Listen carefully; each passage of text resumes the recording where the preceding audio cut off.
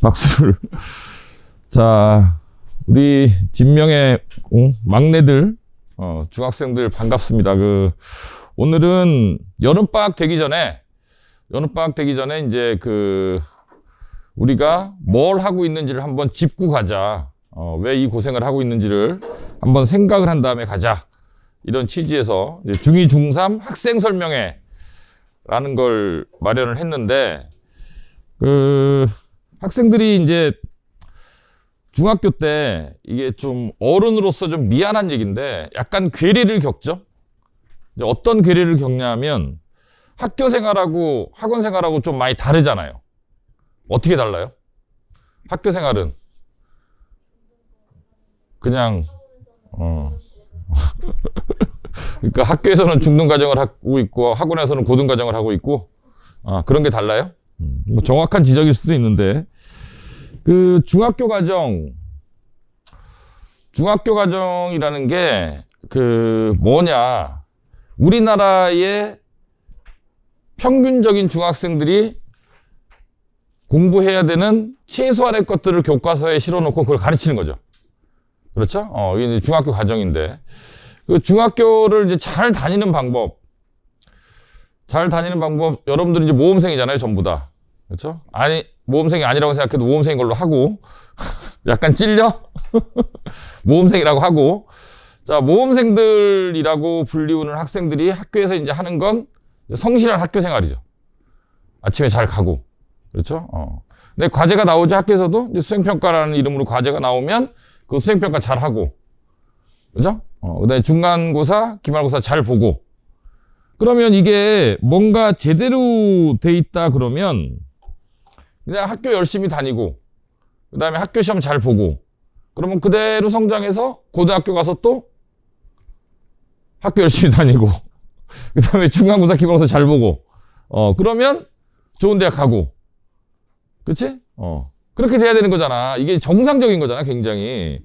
근데 이제 그게, 여러분들이 생각하는 모범생으로서의 어떤 학교 생활, 그 다음에 중간고사, 기말고사 잘 보고, 이런 것들하고, 선생님이 이제 직업이 이제 대학을 보내는 거잖아요. 그죠? 대학을 합격시키는 게 선생님 직업인데, 선생님이 봤을 때의 이 관점하고 좀 다른 거지. 좀 다른 거죠. 여러분들은 중학교 과정 그렇게 보는 거, 선생님이 이제 어떻게 보냐면, 중학교 과정이라는 게 이제 대입을 위한 준비 과정이라고 보는 거예요. 이제 왜 그러냐? 이게 결정적인 차이가 뭐냐면, 아까 얘기한 것처럼, 중학교 때 이제 중학교 생활을 열심히 하고, 고등학교에서 고등학교 생활을 열심히 하면, 그죠? 시험 잘 보고, 그럼 좋은 대학 가고 이래야 되는데, 여러분들이 고등학교를 가서 좋은 대학을 가려면, 고등학교 가서 고등학교 걸 열심히 하면 안 돼요. 안 되고, 고등학교 가서는 그냥 걷어들이는 거야. 그러니까 대학에서 여러분들이 평가할 거잖아요. 그렇죠? 여러분들이 어떤 학생인지를 평가할 건데, 여러분들이 학교에서 그 생활하는 모습을 하나하나 다 볼 수가 없잖아. 대학에서 여러분들 선발하는 사람들이. 그렇죠? 그럼 마지막에 결국 뭘 봐요? 여러분들이 고등학교 생활을 하면서 여러 가지 뭐 활동도 하고 시험도 보고 할 텐데, 그게 이제 뭔가로 표현이 되겠지. 숫자로 표현이 되든 기록으로 표현이 되든. 근데 그걸 보고 뽑을 수밖에 없잖아요. 다 만나볼 수가 없으니까. 그러면 결국 고등학교 들어가자마자 첫 학기부터 뭔가를 걷어내야 된다는 거야.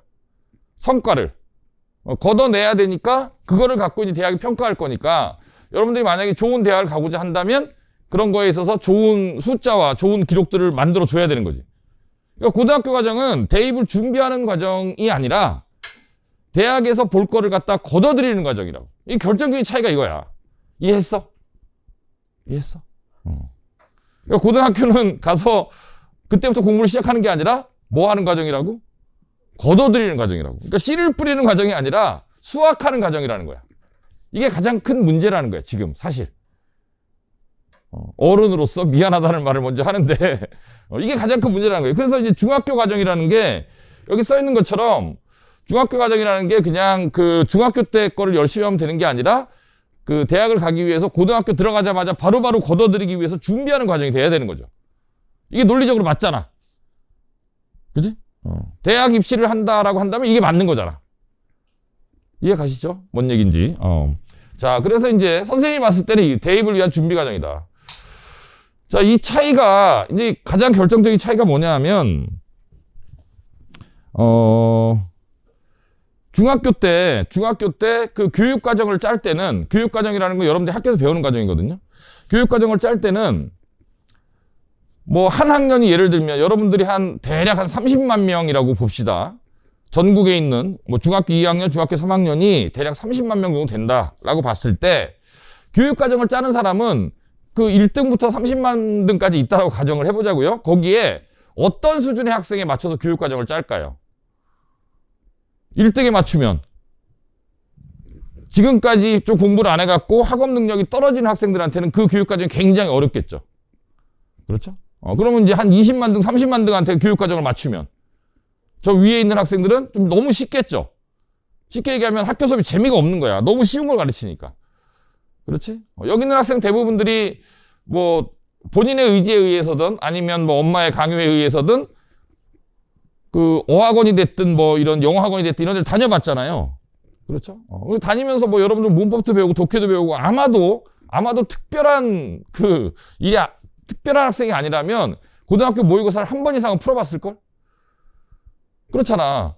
이제 그런 학생들이 이제 중학교에서 영어 수업을 듣는데 그냥 뭐 ABCD부터 하이탐, I'm a student 이런 거 가르치고 있으면 재미가 있겠어요? 재미가 없지 당연히. 이제 교육 과정을 짤 때는 교과서를 그렇다고 뭐 중학교 학생들한테 상위 10%의 학생들, 20%의 학생들, 30%의 학생들한테 각각 다른 교과서를 줄 수는 없잖아요. 다 똑같은 교과서를 줘야 되잖아. 맞지? 그럼 어떻게 가장 평균적인 예를 들면 꼭 이게 뭐 딱 맞는 말은 아니지만 30만 명의 학생이 있다 그러면 대략 10만에서 20만 사이 정도에 있는 학생들의 학력 수준 내지는 그 아이의 지금까지의 학업 성취도를 고려해서 교과서를 만들겠죠. 이 정도는 알아야 된다. 그렇겠죠. 근데 문제는 뭐냐 하면 이따 또 얘기하겠지만 여러분 지금 이런 그 토요일 아침부터 여기 나와서 이런 걸 듣고 있다는 것 자체가 여러분들 머릿속에는 본인의 의지든 아니면 그냥 그렇게 학습받고 그렇게 성장했든 간에 좋은 대학을 가겠다는 생각이 있죠. 마음속 어딘가에. 공부를 하기 싫지만. 공부를 하기 싫지만 그게 여러분들 선이잖아, 선. 좋은 대학 가야 되는 게 선이잖아, 선. 그지? 여러분들 어렸을 때 공부 열심히 하고 할아버지 할머니가 우리 손자 착하네. 공부 열심히 하다고. 그러니까 여러분들 머릿속에는 여러분들의 의지와 상관없이 공부를 잘하는 것이 선이다. 착한 거다라는 게 주입되어 있는 거야. 그렇게 컸어. 바르게. 그렇지? 그런데 여러분들이 이제 좋은 대학을 가고 싶다 그랬을 때 좋은 대학이 어디까지가 좋은 대학이냐. 이건 굉장히 사람마다 다르죠. 그렇죠? 상대적인 거죠. 좋은 대학, 우리나라 제일 좋은 대학이 어디예요? 서울대가 있어요. 연대가 있어요. 들어봤죠? 고려대가 있어요. 또 뭐 성균관대가 있어요. 한양대가 있어요. 뭐 서강대가 있어요. 이화여대가 있고 중대가 있고 막 이렇게 있잖아. 경희대가 있고 막 이렇게 있잖아요. 서울시립대가 있고. 선생님이 10개 얘기했거든요. 그렇죠? 이 정도가 좋은 대학이죠. 여러분들 머릿속에. 그렇지? 그런데 이제 아까 한 학년이 만 30만 명이다 그러는데 선생님이 지금 얘기한 좋은 대학에서 뽑는 신입생 명수를 다 합치면 보통 평균 내면 한 학교당 한 2,000명이 안 되는 학교도 있고 3,000명이 넘는 학교도 있어요. 평균 내면 한 학교당 한 2,500명? 저는 여러분들이 못 가는 거 빼고 여러분들이 못 가는 거는 여러분들은 뭐 이렇게 뭐 바이올린이나 피아노나 이런 거 잘할 수 없기 때문에 공부하느라고 여러분 음대 못 가잖아요. 그렇죠? 미대 못 가잖아요. 체대 못 가잖아요. 뭐 이런 거 다 빼고 여러분들이 순수하게 대학을 간다라고 했을 때 그 대학에서 뽑는 명수가 한 대학 평균 내면 한 2,500명 정도밖에 안 된다는 거야. 그러면 여러분들이 가고 싶어하는 10개 대학이 있다고 칩시다. 그러면 그 10개 대학의 그 한 해에 뽑는 신입생 명수는 대략 25,000명 정도 되는 거죠. 이해 가시죠? 무슨 얘기인지? 근데 여러분들이 대학 갈 때 보면 한 학년이 30만 명이라 그랬잖아. 그렇지? 거기다 여러분들만 있는 게 아니라 제도가 웃겨서 여러분들이 이제 고등학교 3학년이 됐을 때 여러분보다 1살, 2살 많은 사람들이 같이 시험을 보지. 그런 사람들을 뭐라고 불러요? 재수생, 뭐 삼수생은 합쳐갖고 이제 N수생이라고 불러요. 그래갖고 한 해에 대학 가려고 시험 보는 애들이 적게는 대략 45만에서 많으면 50만이 넘어. 그러면 대략 50만 명의 학생들이 이제 시험을 봐서 대학을 가는데 그 대학 중에서 우리가 이제 가고 싶어 하는 좋은 대학에 합격하는 학생들은 25,000, 3만 명밖에 안 되는 거야. 제일 좋은 대학은. 알겠지? 그러니까 그걸 퍼센테이지로 따지면 50만 명 곱하기 6 곱하면 6, 5, 30이잖아요. 그럼 3만 명이 되는 거거든? 그러니까 6% 정도의 학생들만 소위 말하는 좋은 대학을 가는 거야. 근데 아까 교육과정은 어디에 맞춰서? 가운데에 맞춰서 교육과정을 만들어 놨다라는 거야. 뭔 말인지 알겠지? 그러니까 그 교육과정을 중학교대로 그대로 따라가면 제일 위에 대학 가는 정도의 학업을 중학교 공부만 갖고 성취하기가 어려운 거죠. 구조상. 이해했지? 뭔 얘기인지.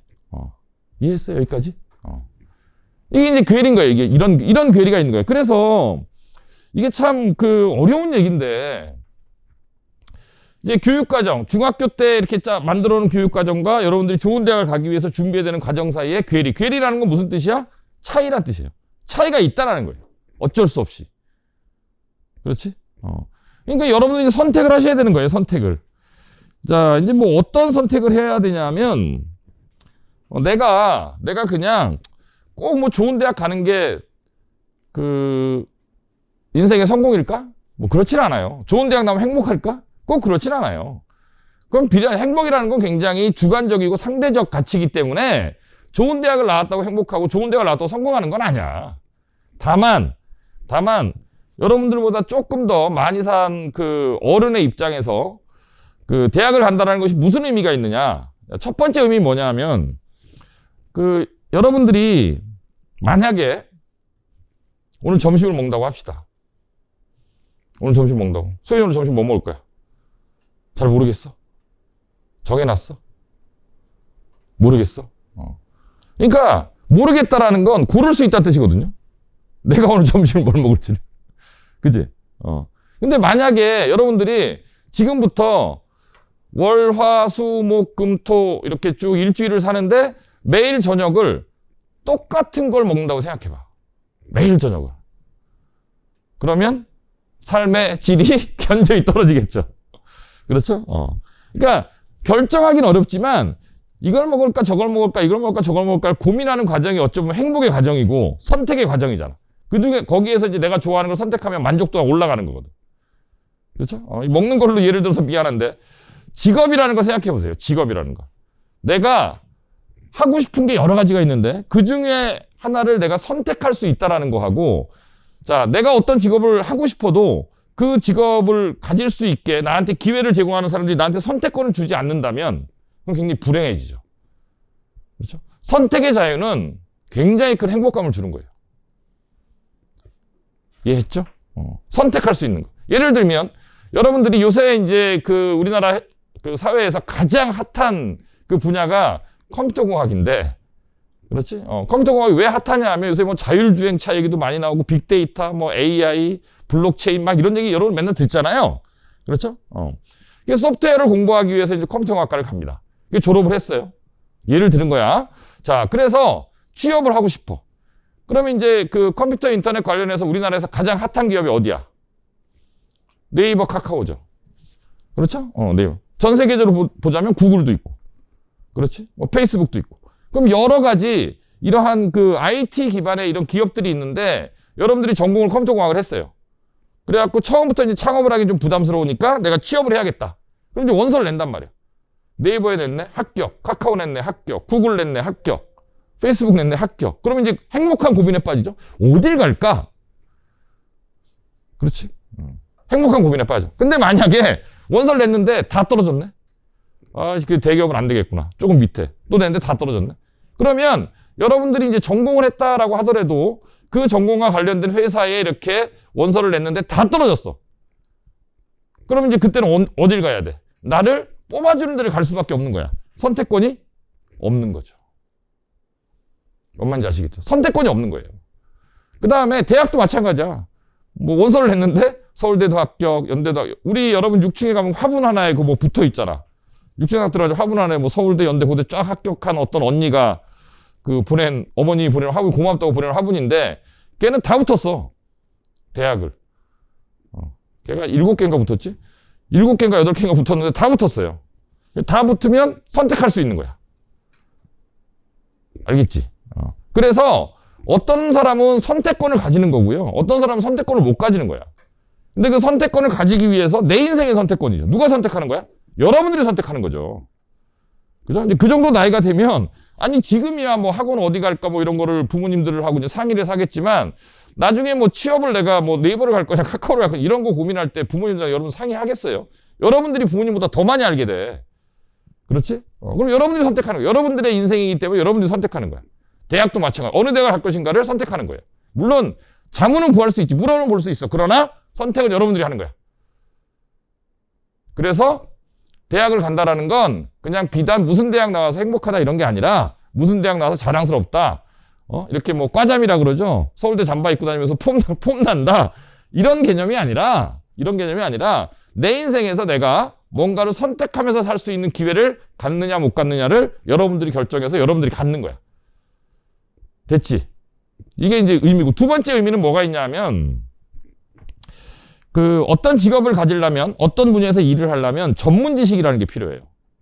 전문 지식. 뭐 예를 들면, 뭐 약사가 되고 싶다. 그러면 내가 오늘 우리 집에다가 이렇게 간판을 걸고 무슨 약국. 거기서 막 약을 조제를 해. 그럼 사람들이 와.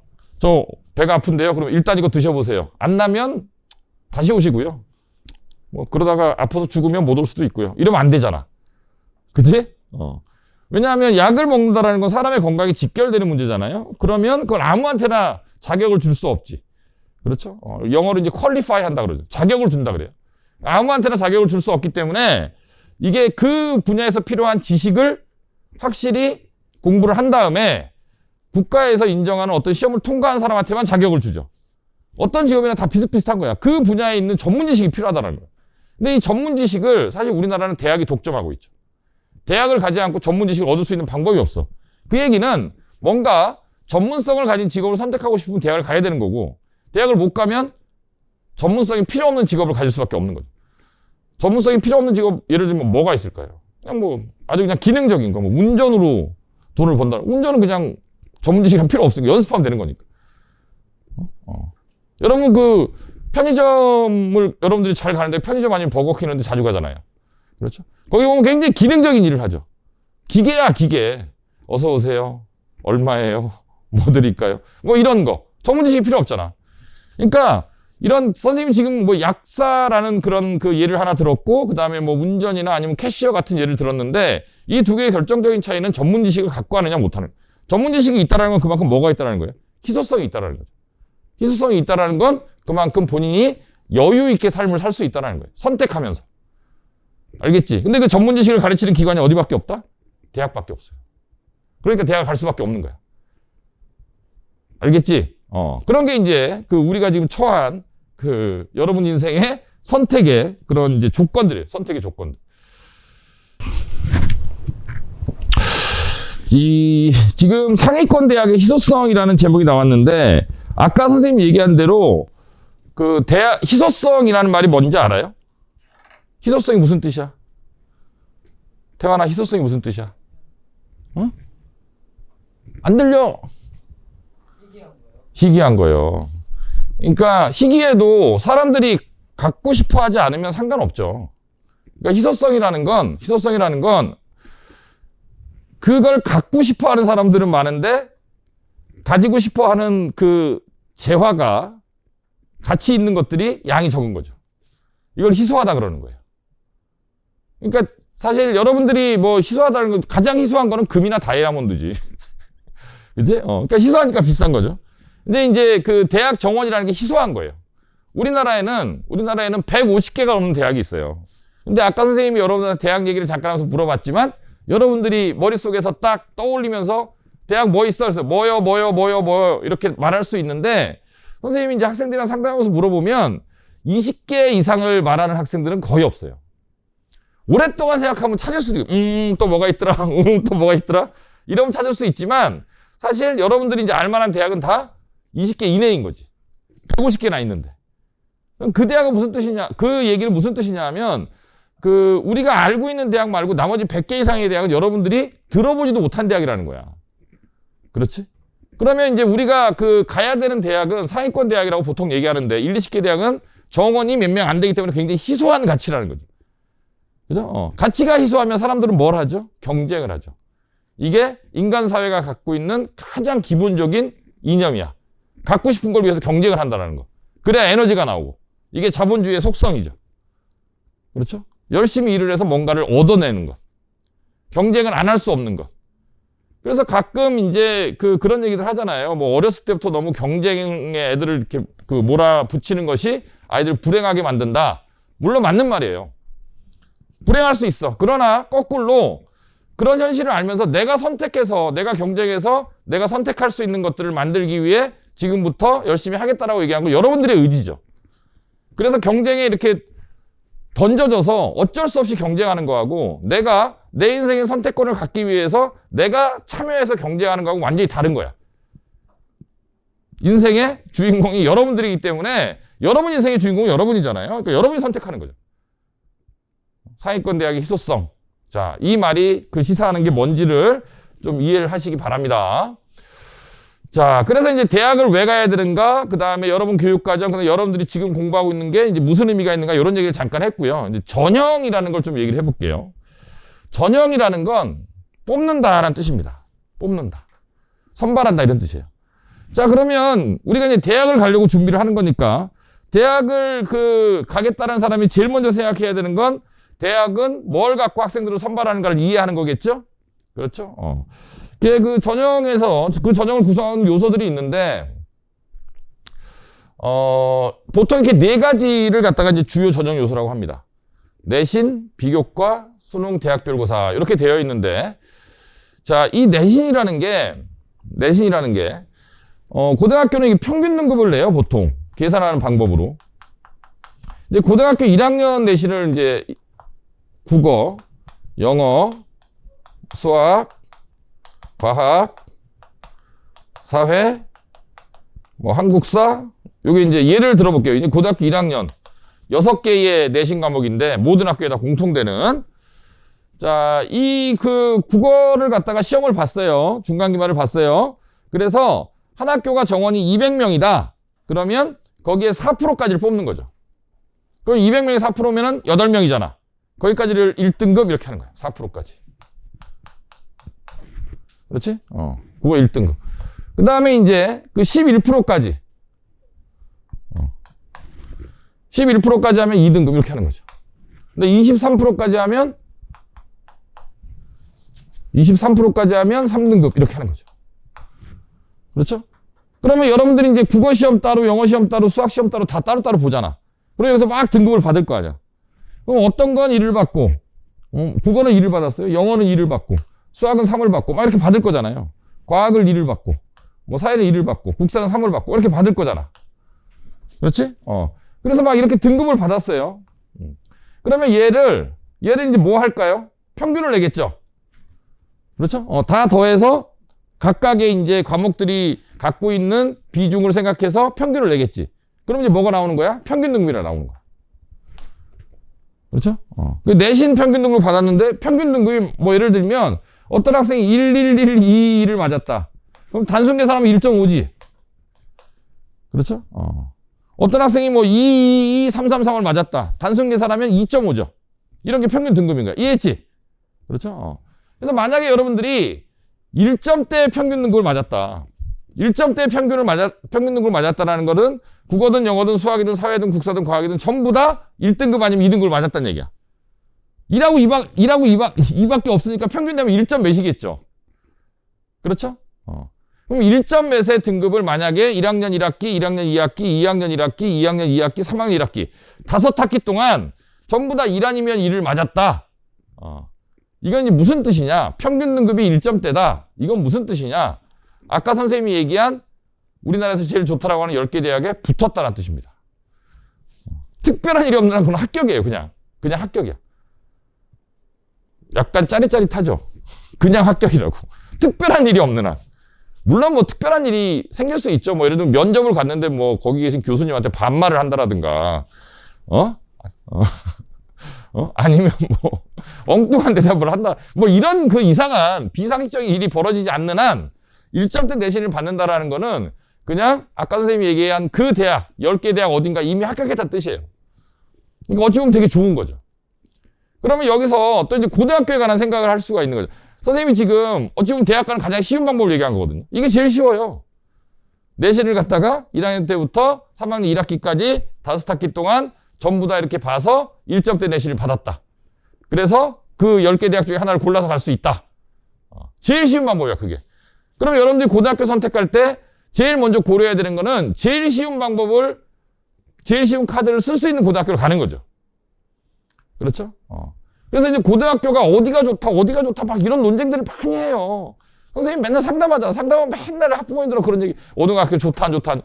근데 사실 고등학교가 좋다 안 좋다는 어떤 고등학교도 대학보다는 안 좋아. 맞지? 대학보다 좋은 대학을 가기 위해서 고등학교를 선택하는 거지 고등학교가 끝이 아니기 때문에. 그렇겠죠?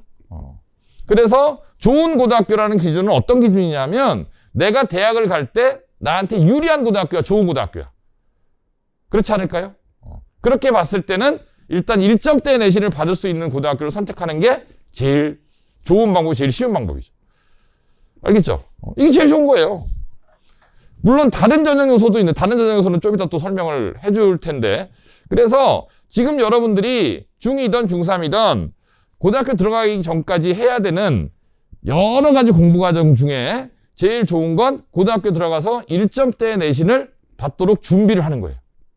그 준비를 하는 거예요. 지금 당장 눈앞에 있는 중간고사, 기말고사를 잘 보는 것도 좋겠지만, 학교 생활을 열심히 하는 것도 좋겠지만, 그런 것들도 병행하면서 적당히 하면서 목표는 1단계의 목표는 고등학교 들어가서 1점대 내신을 받을 수 있는 준비를 하는 것. 그럼 일단 붙은 거라니까. 이변형 누나 붙은 거야. 1점대 내신을 받을 수 있는 준비를 하는 거야. 근데 이 1점대 내신을 받는 학생이 한 학교에 고등학교 기준으로 몇 명쯤 나올까요? 한 학교에 10명? 안 나와요. 한 5명에서 10명 사이? 보통? 5명이 안 되는 학교도 있어. 경쟁이 치열한 학교면 학교일수록 명수가 줄어들어. 어떤 학교냐면 뭐 예를 들면 자사고 같은 데야. 경쟁이 치열하단 말이야. 경쟁이 굉장히 치열하기 때문에 어떤 과목은 1등급인데 어떤 과목은 4등급이고 어떤 과목은 2등급인데 어떤 과목은 5등급 막 이런단 말이야. 그러다 보니까 그런 고등학교는 안 가는 게 좋은 거야. 알겠지? 근데 여학생들 같은 경우에는 여고죠, 여고. 여학생들은 이상할 정도로 내신에 대한 집착이 강해요. 이상할 정도로. 굉장히 집착이 강해. 그리고 여학생들은 아무래도 남학생들보다는 이게 내신이 보통 이제 40%에서 50% 요새는 수행이잖아요. 여학생들은 수행이 굉장히 강해. 그러다 보니까 여학생들은 남학생들이 있는 학교가 좋은 고등학교인 거야. 내신에 대한 집착이 아무래도 떨어지고 수행평가가 약하고 아니면 수행평가를 다 해놓고 안 갖고 오고 이런 애들이 많은. 그렇죠? 오늘까지 내 애들 안 갖고 와. 이런 남학생들이 있는 고등학교를 가는 게 여학생들은 좋은 거고, 남학생들은 거꾸로 얘기하면 여학생들은 무서운 애들이기 때문에 걔네들이 없는 데를 가는 게 좋은 거고. 알겠죠? 그러니까 이게 1점대 내신을 받는 게 쉬운 게 아니에요. 정말 아주 그 섬세하게 준비를 지금부터 하나씩 하지 않으면 1점대 내신 잘 안 나와. 예전보다 더 안 나와. 예전에는 좀 명수가 좀 학생들이 많았거든. 근데 여러분들 계속 학생 수가 줄잖아요. 학생 수가 준다라는 건 1등급 명수가 준다라는 거고, 그만큼 확률적으로 모든 과목을 1등급 받을 확률보다는 1, 2, 3, 4가 막 섞일 확률이 높아지는 거야. 비율은 똑같지만. 그러니까 아까 6층에 그 화분 얘기했는데 그 선배는 여러분들이 언니 누나인데 그 누나는 여기 근처에 있는 여고를 나왔거든요. 걔는 여고에서도 1.12를 맞았어. 거의 기적의 내신이에요. 기적의 내신. 그런 내신은 정말 나오기가 어려워. 준비를 잘 해야 돼요. 그래서. 자, 그래서 일단 내신이라는 건 이런 거다. 내신을 갖고 선발하는 그런 그 대학들이 제일 많아요. 지금 여러분들 수시냐 정시냐 이런 얘기 많이 들어봤죠? 그렇죠? 그러니까 우리가 일반적으로 수시로 가는 게 유리하냐 정시로 가는 게 유리하냐라고 물어본다면 수시로 대학 가는 게 훨씬 유리합니다. 그리고 여러분들이 하는 수시 전형은 전부 다 내신 베이스예요. 내신이 좋으면 합격 확률이 확 높아지는. 알겠죠? 그래서 일단은 고등학교 들어가서 1학년 때부터 확실하게 1점대, 2점대 내신을 받을 수 있는 준비를 지금 하는 게 맞는 거야. 알겠지? 그게 맞는 거야. 대입하는 사람 입장에서는 그게 절대 진리예요. 근데 이런 걸 얘기해도 잘 안 듣죠, 학생들이. 이게 무슨 얘기를 하냐면 여러분들도 지금 사실 기말고사 기간인데 여러분들한테 선생님들이 막 무슨 기말고사 공부 열심히 하라고 별로 푸시 안 하잖아. 그렇지? 별로 푸시 안 하고 그냥 수능 수업하고 막 그러잖아요. 고등학교가 가르치고 있잖아요, 지금. 그렇죠? 근데 왜 그러냐면 내년 내후년을 보는 거죠. 내년 내후년을 보고 그걸 가르치는 거지. 지금 중학교 시험 잘 본다고 좋은 대학 가는 게 아니네. 아까 얘기했잖아. 교육 과정이 다르다니까. 너무 쉽다고. 여러분들이 지금 학교에서 보는 그 쉬운 시험을 갖다가 한 문제라도 더 맞추기 위해서 100개, 200개를 더 풀면 돼요. 그러니까 영어 같은 거 백발백중이라는 책 대부분 다 보잖아요. 그렇죠? 그 책을 한 권 푸는 아이하고 세 권 푸는 아이하고 그런 책이 여러 개가 있으니까. 그러면 이제 기말고사를 잘 볼 확률은 후자에 세 권씩 푸는 애들이 기말고사를 한 문제, 두 문제 더 맞출 확률이 더 높아지겠지만 사실은 그건 쉬운 문제를 실수 안 하기 하는 과정이기 때문에 그 고등학교 가서 배우게 되는 그런 내용하고는 상당히 차이가 있는 거지. 그런 공부할 시간에 좀 더 어려운 공부를 하는 게 맞다라는 겁니다. 아시겠죠? 그런 거고. 그 다음에 이제 비교과라고 돼 있는데 이게 비교과라는 게 예전엔 많았어요. 예전에는 뭐 이것저것 많았는데 지금은 굉장히 간소화돼 갖고 뭐 할 게 없어. 딱 두 가지라고 보시면 돼요.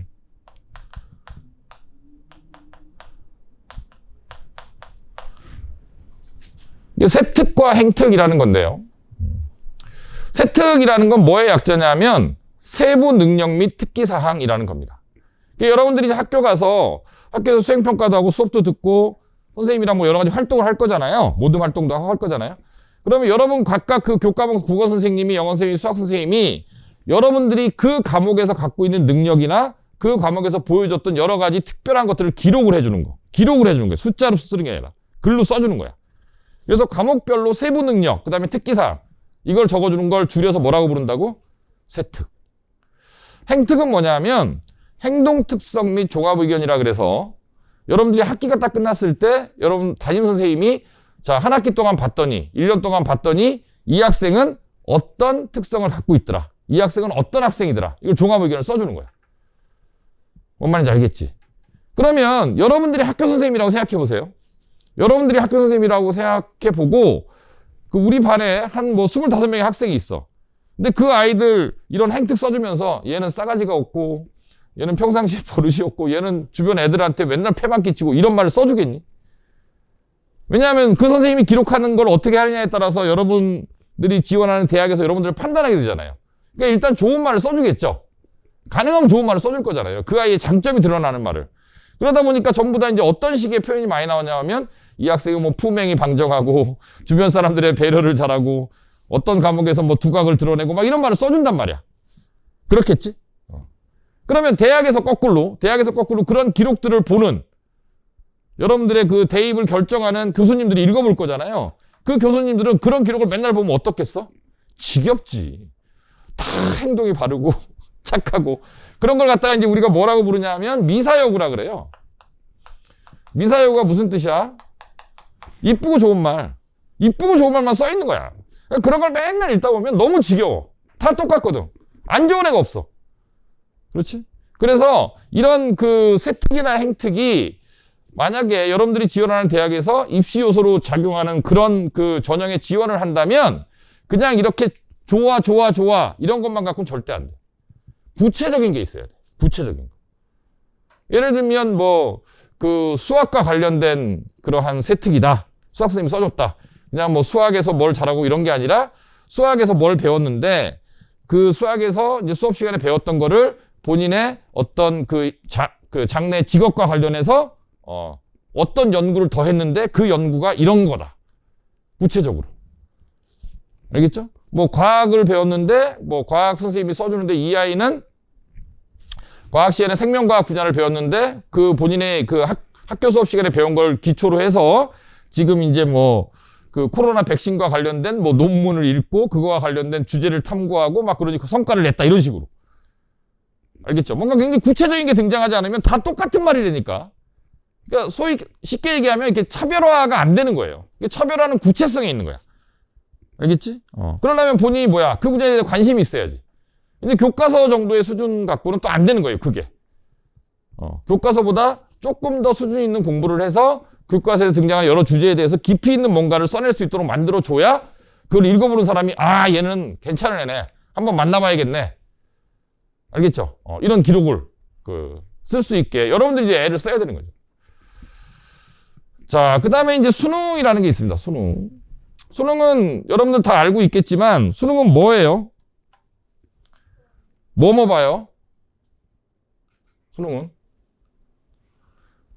4개 영역을 보죠. 국어 영역, 영어 영역, 그 다음에 수리 영역, 그 다음에 탐구라 그래서 탐구는 문과 쪽을 가게 되면 이제 사회 탐구를 하는 거고 이과 쪽을 가면 이제 과학 탐구를 하는 거죠.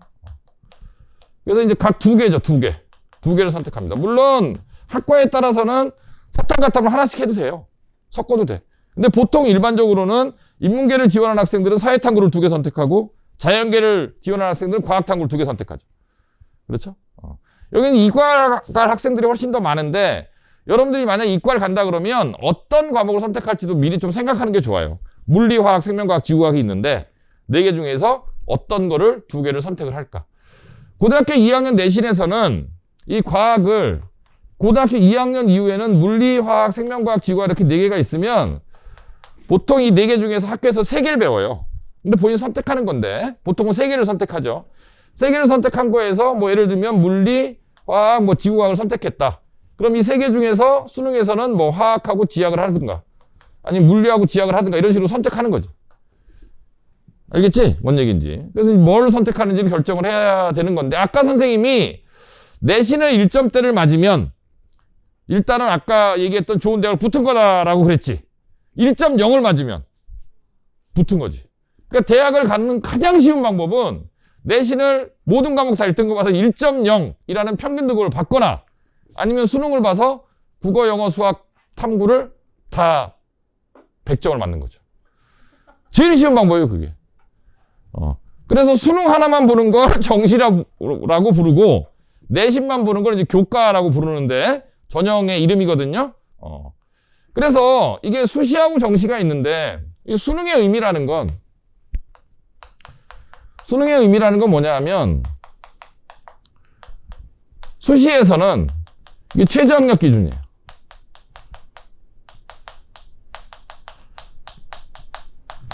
자, 수시는 아까 내신 베이스라 그랬죠? 내신을 주요한 전형 요소로 하는데 학교 내신이라는 건 그 해당 학교에서 그 학교에 다니는 애들하고만 경쟁을 해서 받은 포인트잖아. 그럼 대학의 입장에서 생각해봐. 대학의 입장에서는 얘가 굉장히 잘하네. 잘하긴 잘하는데 이거 이 학교 애들이 공부를 잘하는지 못하는지 모르잖아. 그럼 걔네 학교 애들이 공부를 굉장히 못하는 애들이면 그것만 갖고 얘가 잘하는 애다라고 보기가 약간 불안하겠지. 그러면 요거 수능을 보는 거야. 그래서 국어, 영어, 수학, 탐구 이렇게 4개 중에서 적어도 2개 아니면 3개 정도를 몇 등급 이상은 받아갖고 와. 그러면 네가 내신만 잘하는 애가 아니라 전국에 있는 모든 수험생들이 같이 본 수능에서도 네가 어느 정도의 실력을 갖고 있다는 걸 내가 믿어줄게. 이게 뭐라고요? 최저 학력 기준이라는 겁니다. 됐죠?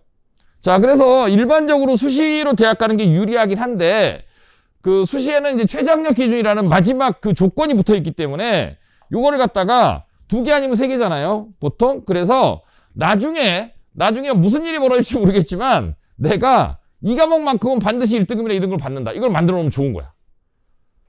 알겠지? 그러니까 2개 아니면 3개를 해야 되는 거니까 그 중에 1개라도 미리 만들어 놓으면 편하잖아. 그렇지? 그걸 만들기 제일 편한 게 뭐냐면 여러분들이 지금 할 수 있는 것 중에 제일 편한 게 영어입니다. 수학은 갈 길이 멀잖아요. 국어는 두려움이 있죠. 잘 많이 안 해봤으니까. 탐구도 아직 많이 안 배워봤잖아요. 그렇지? 영어는 여러분들이 이미 뭐 1학년 모의고사, 2학년 모의고사 이런 걸 본 경험이 있는데 해볼만 하죠. 그렇죠? 그래서 영어를 갖다가 일단 1등급을 만들어 놓고 고등학교 입학하면 되게 편해요. 일단 하나 해놓고 가는 거야. 이해 가시죠? 나중에 최저학력 기준이 안 돼갖고 이렇게 다른 조건이 다 돼갖고 합격을 했는데 최저학력 기준 때문에 떨어진 애들 굉장히 많아요. 생각보다 많아. 그까짓 거 뭐 2등급 2개 못 받겠어요? 안 쉬워. 그렇게 쉽지 않아. 그래서 지금부터 한 3년 정도를 이제 대입 준비를 해 나가는데 어떤 특정한 과목은 내가 반드시 1등급 아니면 2등급을 받을 수 있다는 걸 만들어 놓고 고등학교 입학하면 굉장히 편합니다.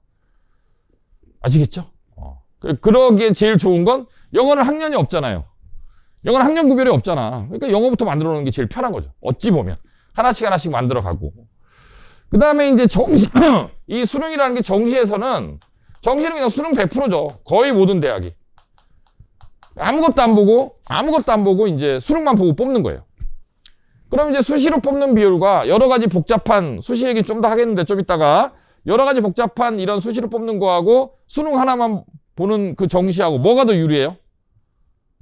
뭐가 더 쉬워요? 유리가 아니라? 뭐가 더 쉬워? 모델로는 이게 더 쉬워 보이지. 그렇죠? 모델로는. 이게 더 복잡해 보이고. 이거는 뭐 내신도 해야 되고 여러 과목 해야 되잖아. 그렇지? 그 다음에 세특, 행특도 신경 써야 되고. 면접 얘기 아직 안 했는데 면접 준비도 해야 되고. 그러니까 겉으로 보면 정시가 훨씬 더 쉬워 보이는데 정시는 누구에게나 기회가 있는 거고요. 수시는 여러분들이 이제 대부분 이 근처에 있는 일반 고등학교를 가게 됐을 때는 여러분들이 유리한 전형은 수시예요, 사실은. 수시, 정시를 둘 다 할 수 있는 거야. 정말 슬픈 건 수시를 할 수 없어서 정시에 올인해야 되는 게 슬픈 거예요. 물론 이것도 전략적으로 선택할 수 있어. 그리고 학생 스타일에 따라 달라. 학생 스타일. 어떤 학생은 수능이라는 시험에 좀 잘 맞는 학생이 있고요. 어떤 학생은 이런 내신이나 아니면 무슨 세특 등 같은 학교 활동을 기반으로 하는 이런 전형에 잘 맞는 학생이 있고. 이게 다른 거예요. 알겠지? 뭔 얘기인지. 그래서 학생들마다 선택을 할 수 있는데 여러분들은 여러분들을 잘 모르지. 너는 너를 아니? 너도 네가 궁금하지. 내가 누군지. 대부분의 학생들이 자기 자신이 어떤 학생들이 잘 몰라요. 근데 이제 선생님들은 많이 보잖아요. 매년 보잖아요. 그러면 딱 이렇게 한 고등학교 들어가서 한 학기나 두 학기 정도 딱 해보면 아, 이 아이는 좀 수시형에 맞는 아이구나. 아, 이 아이는 그 수능은 잘 볼 수 있는 아이인데 뭔가 이제 수시에서 필요한 여러 가지 그 전형 요소를 만들기에는 이 아이는 적당하지 않은 성격과 스타일을 갖고 있구나. 이걸 판단할 수 있는 거죠. 그래서 여러분한테 말을 해주겠죠. 그렇죠? 야, 일로 가자. 이건 선택하는 거예요. 둘 다 하느냐? 뭐 수시 올인이냐? 정시 올인이냐? 아니면 수시 정시를 둘 다 가져가느냐? 제일 좋은 건 확률적으로는 둘 다 가져가는 게 좋겠죠. 그렇죠? 다 잘하면 선택할 수, 아까 처음에 얘기했잖아. 선택할 수 있다고. 전형도. 알겠지? 무슨 얘기인지? 수시 정시에서 선택할 수 있다는 건 복이에요. 그래서 두 개 다 가져갈 수 있다는 것도 굉장히 큰 장점입니다. 자, 그 다음에 이제 마지막에 대학별 고사라는 건데, 자, 대학별 고사라는 건 뭐냐 하면, 여러분 그 내신은 누가 출제해요? 학교 선생님이 출제하죠. 그렇죠? 그러니까 이제 대학의 입장에서 봤을 때는 각 학교에 있는 그 중간고사, 기말고사 문제를 다 볼 수 없잖아. 그래서 얘가 어떤 시험을 봐서 어떤 점수를 맞았다라는 것을 대학의 입장에서는 신뢰하기가 어려운 거죠. 그러니까 참고할 수가 있는 거지. 근데 수능은 이제 교육과정평가원이라는 기관이 있어요. 국가기관인데 거기서 출제를 하긴 해. 그런데 이거는 수능이 뭐 A형, B형, C형이 따로 있는 게 아니잖아. 딱 한 번 보잖아. 그리고 1등급부터 9등급까지 있지. 1등급부터 9등급까지 학생이 다 똑같은 시험을 보잖아. 그러니까 그 시험을 갖고 어느 정도의 판단할 수 있겠지만 대학의 입장에서는 좀 더 세밀하게 보고 싶은 거죠. 좀 더. 알겠죠? 그래서 대학이 직접 출제하는 시험을 뭐라고 부른다? 대학별 고사라고 부른다. 그러니까 서울대에는 서울대 대학별 고사가 있고 연대에는 연대 대학별 고사가 있고 고대는 고대 대학별 고사가 있는 거예요. 마지막에 이 수시에서 마지막에 오는 거죠. 수시의 마지막.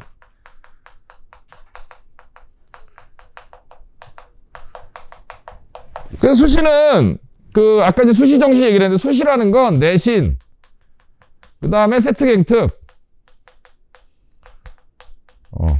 그 다음에 면접, 대학별 고사. 면접 아니면 구술이라고 하는데, 그 다음에 또는 구술이죠. 그 다음에 수능 최저 학력 기준, 수능 최저 기준. 자, 이런 식으로 이루어져 있는데 이게 지금 네 가지잖아요. 이 네 가지를 다 하는 전형도 있고요. 여기서 한 가지만 딱 이거 하나만 보는 전형도 있어. 딱 아무것도 안 보고 이것만 봐. 이런 전형도 있고 요거 두 개만 보는 전형도 있고, 아니면 요거하고 요것만 보는 전형도 있고, 아니면 요거하고 이렇게 세 개를 보는 전형도 있고. 알겠지? 그 다음에 요거는 안 보고 요거는 안 보고 요것만 보는 전형도 있고, 요거하고 요것만 보는 전형도 있고. 이게 대학마다 다 다른 거야. 유불리가 있겠죠, 학생들마다. 그렇죠? 요걸 넣었을 때 유리한가, 요걸 안 넣었을 때 유리한가. 근데 그런 판단을 해야지. 뭐 그런 거는 이제 우리 학원에 이제 컨설팅 하시는 선생님들이 있잖아요. 그 선생님들이 알아서 해주니까 여러분들이 그걸 다 공부할 필요는 없고요. 여러분들이 고등학교 와서 이제 하나씩 걷어들이면 여러분들이 걷어들인 걸 데코레이션을 하겠죠? 어떻게 데코레이션을 해야 가장 대학에 이쁘게 보여줄 수 있을까? 그런 건 선생님들이 하는 일이고 여러분들 설명해 주겠죠. 이렇게 하는 게 좋을 것 같아. 이렇게 하는 게 좋을 것 같아. 알겠지? 그런 겁니다. 그래서 이 네 가지 이렇게 전형 요소가 있는데 이 대학별고사라는 거는 마지막에 보는 거예요. 마지막에. 얘가 내신도 괜찮아. 기록도 괜찮아. 그럼 니네 너 한번 우리 대학에 와봐. 내가 너를 한번 만나볼게. 만나서 뭐해? 차 마셔? 만나서 뭐 하겠니? 마지막으로 이 아이가 우리 대학에 선발되었을 때 우리 대학의 명예를 나중에 빛내랜가 그렇지 않을랜가. 공부는 잘하는데 또라이일 수도 있겠죠? 그렇지? 성격 이상한 애일 수도 있잖아. 그런 걸 걸러내는 거야. 그리고 이제 이 아이가 선택한 전공. 자, 이거는 전부 다 전 과목에 대한 거잖아요. 근데 우리 대학에서 이 아이가 선택한 학과에 맞는 능력을 내가 갖고 있느냐. 이런 걸 학업 적성이라 그래요. 아까 선생님이 또라이일 수도 있잖아라는 걸 기본 소양이라 그러고.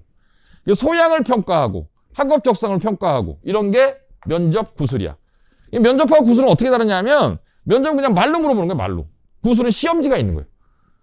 구술은 시험지를 줘. 풀어봐. 그래, 풀어. 그래, 푼 걸 갖고 들어가. 면접장에 들어가. 그래서 앞에 있는 교수님한테 그걸 설명하는 거야. 이렇게 풀었어요. 이렇게 풀었어요. 그러면 이제 그걸 보면서 추가 질문. 야, 너 여기서 이거 왜 저렇게 넘어가? 거기서 이렇게도 생각해 볼 수 있지 않을까? 이런 식으로 추가 질문을 계속 하게 돼 있죠. 이 면접하고 구술은 굉장히 다 어려운 시험이죠. 어려운 시험이긴 한데 이것도 뭐 공부하다 보면 저절로 만들어지는 거고 사실 면접 구술에서 제일 중요한 건 독서예요. 사실은. 나머지는 뭐 수학이든 과학이든 뭐 사회든 채워지는 건데 이 독서량이 적은 애들은 대학별고사 잘 보기가 어려워. 일단 말을 못해. 버벅버벅대.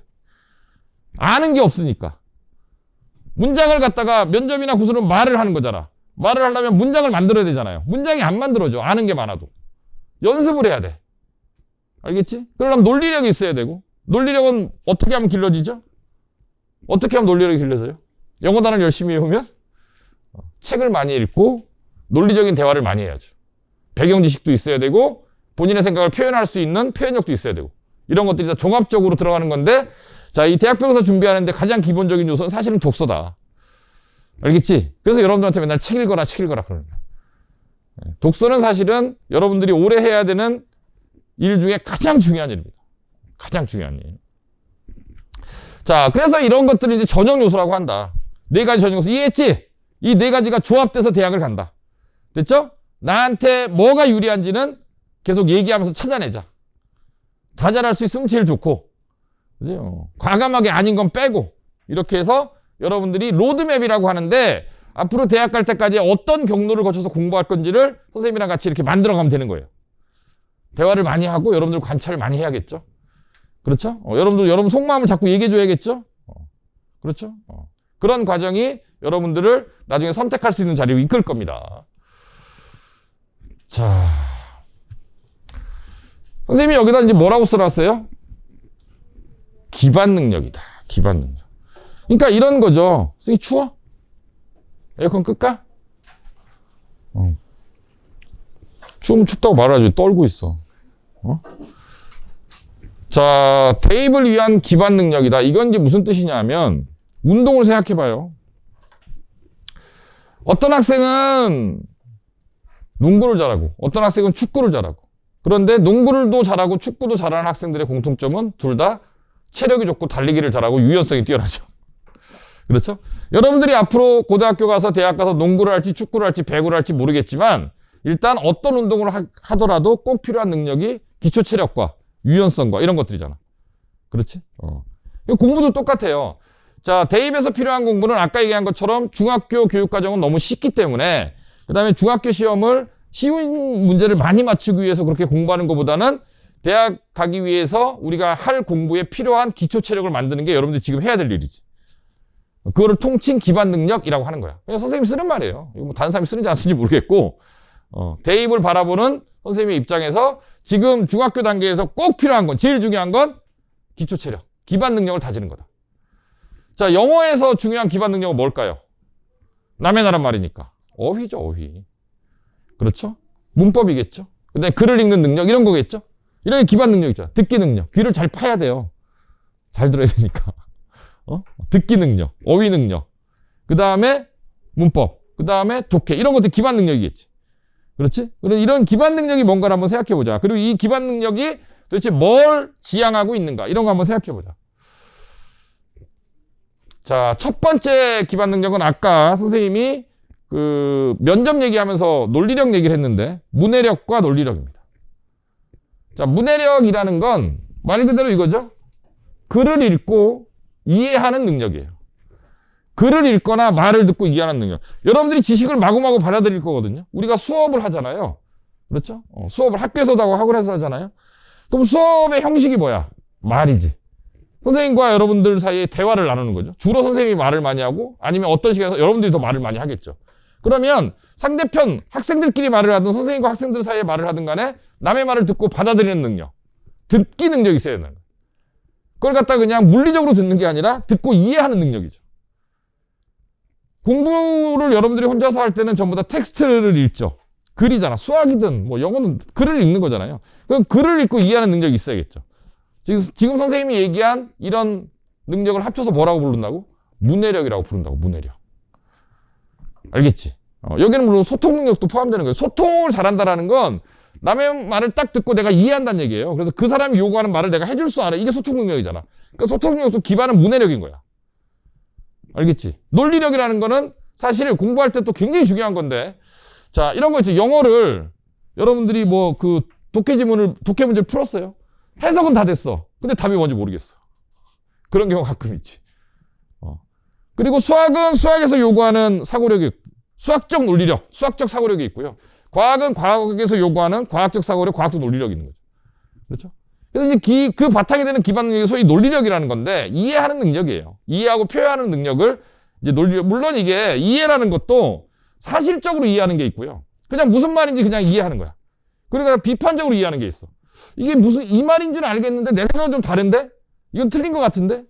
그런 이제 사실적 이해 능력과 비판적 이해 능력 이런 것들이 다 합쳐서 논리력이라는 걸 이제 만들어내는 건데, 그래서 이제 문해력, 논리력이라는 게 굉장히 중요한데 어떻게 하면 문해력, 논리력이 길러지죠? 문해력이 생기는 약을 먹으면 되나요? 그런 건 아닐 거 아니야. 읽기죠. 읽고 생각하는 것. 이게 기반인 거죠. 그래서 많이 읽어야 돼요. 알겠지? 이게 첫 번째 능력이고, 두 번째는 이제 영어인데, 영어는 여러분들이 이제 그 고등학교 가서 보게 되는 영어 시험은 크게 두 가지 종류가 있어요.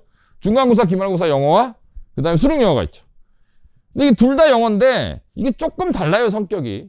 내신 영어는 철저하게 문법 베이스야. 철저하게 문법 베이스예요. 그래서 아마도 올해 하반기는, 여름방학 이후에 하반기는 여러분들이 지겨울 정도로 문법 공부를 할 겁니다. 선생님 이런 것까지 알아야 돼요? 막 이럴 정도로.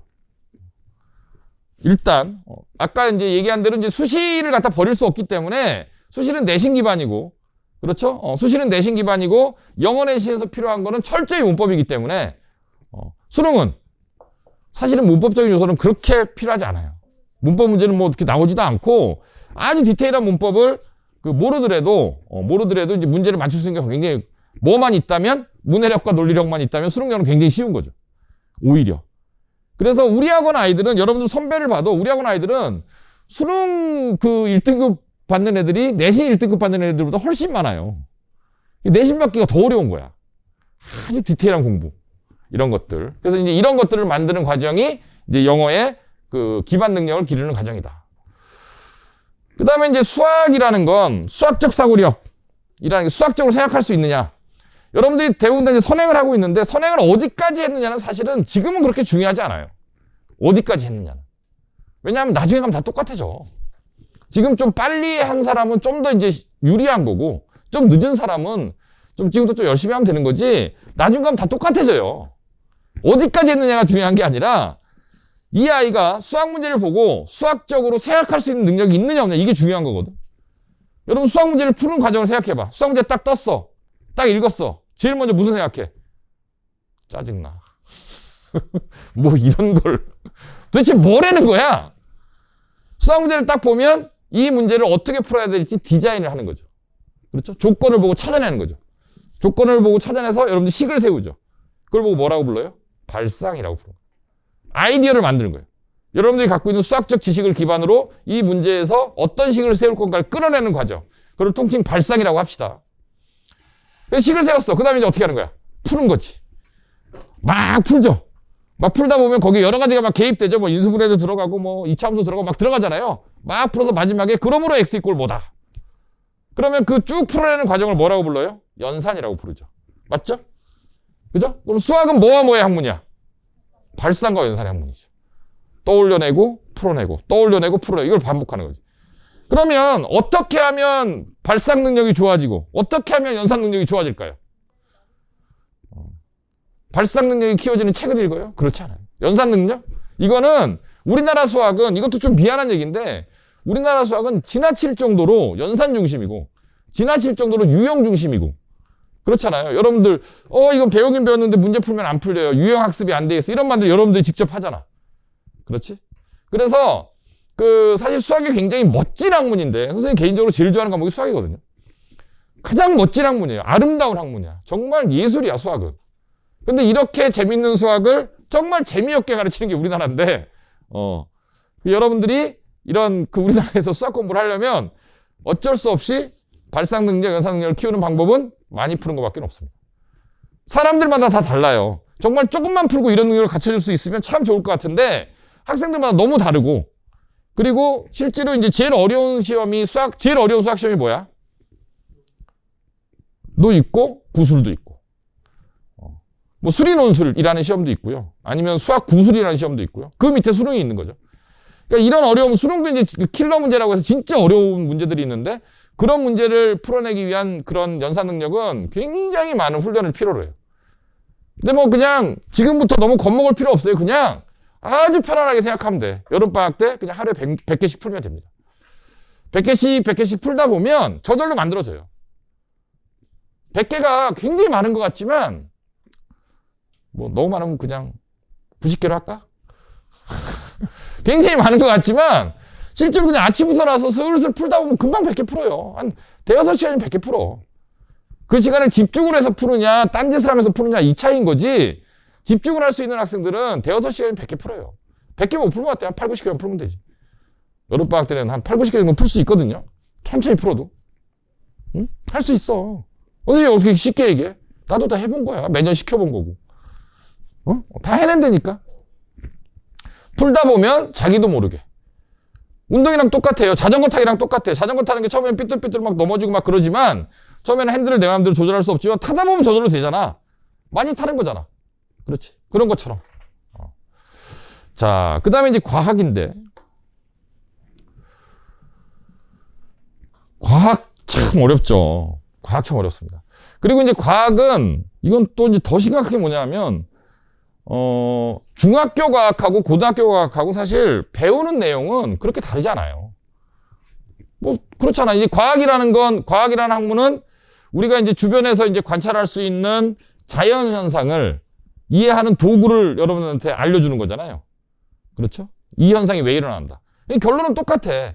중학교 때의 그 결론이나 고등학교 때의 결론이 다 똑같은데 문제는 중학교 과학은 이런 현상의 원인은 이거다. 그래서 공식이 이거다. 이걸 갖다 외우게끔 가르치는 거고요. 고등학교 과학은 지금 여러분들이 이미 프리우스 같은 수업 듣고 있는 학생들이 있는데 프리우스에서는 그게 왜 그런지를 설명하죠. 왜 그런지를 하나하나 설명하는 거예요. 그래서 사실은 고등학교 과학이 더 재밌어. 어렵긴 하지만 더 재밌는 거야. 뭔 말인지 알겠지? 그래서 이제 과학은 약간 뭐 물리에서 배우는 거, 화학에서 배우는 거, 생명과학에서 배우는 거 다 조금씩 다르지만 나중엔 다 만나요. 그래서 과학은 지금 어떤 과목을 공부하고 있느냐, 뭐 물리원을 했다, 화학원을 했다 이런 게 중요한 게 아니고요. 지금은 일단 과학에서 다루는 여러 가지 주제를 과학적으로 생각할 수 있는 그런 훈련을 하는 게 중요한 거죠. 중학교 과학이 여러분들한테 그걸 만들어주기는 굉장히 어렵기 때문에 그냥 중학교 과학은 여러분들 흥미와 관심을 주는 거지 과학적 사고력을 만들어주는 과정은 아니에요. 너무 많이 가르쳐. 너무 많이 가르치고 그러니까 너무 분야가 많다는 얘기야. 1단원 배우다가 2단원에 완전 또 딴 얘기 하잖아. 2단원 배워서 3단원 또 완전히 딴 얘기 하잖아. 중학교 과학 그렇게 돼 있다니까. 그래서 그 고등학교 과학을 하기 위해서는 지금 어떤 과목을 어디까지 공부했냐 보다는 그냥 고등학교 과학에서 다루는 여러 가지 주제들을 좀 깊게 생각하는 훈련을 하고 있느냐 안 하고 있느냐. 그러려면 좋은 선생님이 필요해. 굉장히 좋은 선생님이 필요해요. 사실 우리 학원에 나중에 여러분들 이제 중3 학생들 나중에 이제 학생들이 많이 오겠죠. 여름방학 때 또 올 거고 뭐 한 11월 때 또 올 거 많이 올 거잖아요. 이제 고등학교 준비하기 여러분들 좀 빨리 시작한 거고. 근데 걔네들이 왔을 때 그런 애들 많아요. 뭐 물리원을 다 했어요. 화학원을 다 했어요. 우리 딱 입학고사 보잖아요. 20점, 30점 맞아. 다 했대는데. 이제 왜 그러냐면 중학교에서 이제 고등학교 과목 선행을 시킬 때 이게 굉장히 빠지기 쉬운 함정이 선생님이 아까 수학도 얘기했잖아. 수학도 어디까지 했느냐는 중요한 게 아니라고. 수학적으로 생각할 수 있는 능력이 있느냐가 중요한 거라고. 그렇지. 과학도 똑같아. 뭐를 배웠냐가 중요한 게 아니라 얘가 과학적으로 생각할 수 있는 능력이 있느냐 없느냐가 중요한 건데 이 중학교 학원들에서 선행을 시킬 때는 지금 선생님이 얘기한 것처럼 시키기가 굉장히 어려워. 왜냐하면 학부모들한테 여러분들 어머님 아버님한테 얘한테 물리원을 한번 가르쳤다 화학을 한번 가르쳤다 이걸 얘기를 해줘야 되는 거야. 그래야 부모님 만족을 하는 거야. 우리 애가 물리도 했대 화학도 했대. 뭔 말인지 알겠지? 그러니까 좀 빠르고 얕게 가르칠 수밖에 없는 거야. 학원이라는 데는. 그래서 선생님은 여러분들 부모님한테 여러분들이 뭘 배우고 있다는 걸 절대 안 가르쳐줘요. 프리우스 지금 여러분들 과학 배우고 있잖아. 프리우스에서 뭘 배우고 있는지 난 몰라요. 나도 모르는데 여러분들 부모님이 어떻게 알아? 물리를 배웠다, 화학을 배웠다 치고 뭘 배우죠? 과학적으로 생각하는 능력을 익히고 있는 거지. 그게 여러분들이 지금 하고 있는 일이야. 이해가 뭔 얘기인지? 그래서 선생님 교육과정은 프리우스 교육과정을 오픈하지 않아요. 물어보지도 말라 그래. 어떤 부모님 요새 뭐 배워요? 물리 배워요? 저도 모르겠는데요. 근데 왜 궁금해 하세요, 그거를? 좀 이상한 거죠, 그러니까. 근데 그게 맞는 거예요. 왜냐하면 사람이 형식의 함정에 빠지는 거야. 내가 물리원을 다 했다. 화학원을 다 했다. 그게 중요한 게 아니라니까. 나중엔 다 하게 된다니까, 저절로. 이해했지, 뭔 얘기인지? 1단원을 맞췄다, 2단원을 맞췄다. 이게 중요한 게 아니라고. 자연현상을 바라보면서 그걸 과학적으로 생각할 수 있는 능력이 만들어졌나 안 만들어졌나가 중요한 거라고. 그거에 익숙해지고 그런 사고력을 가지는 게 중요한 거라고. 그런 게 만들어진 아이한테는 물리든 화학이든 생명과학이든 금방금방 가르칠 수 있어요. 근데 그게 없는 아이들은 그냥 1단원 했다, 2단원 했다, 객관식 문제 풀었다. 이거인 거야. 이해했지? 뭔 얘기인지. 그런 걸 만들어내야 되는 거야. 올해는 우리가. 그걸 만들어내는 게 우리의 지금 굉장히 중요한 미션 중에 하나인 거죠. 여러분들은 그 중학교 때 주요 과목이 뭐예요? 머릿속에 주요 과목. 국영수. 하나 줄이면 영수. 맞죠? 이과를 가게 되면 주요 과목이 뭐야? 수학, 과학. 영어가 기타 과목이야. 안 중요하다는 게 아니야. 영어는 미리 다 해놓고 가는 거지. 주요 과목이 수학, 과학이야. 수학과 과학에 이과 가는 학생, 자연계에 진학한 학생들의 수학과 과학의 비중은 1대1이에요. 1대1. 수학만큼 과학이 중요해. 근데 과학에는 시간 투자를 안 하지. 학생들이 과학에 시간 투자를 안 해. 근데 과학도 수학만큼 시간이 필요해. 그만큼 훈련이 필요하고 관심을 가지셔야 되고. 아시겠죠? 대학 갈 땐 그렇습니다. 대학 갈 땐.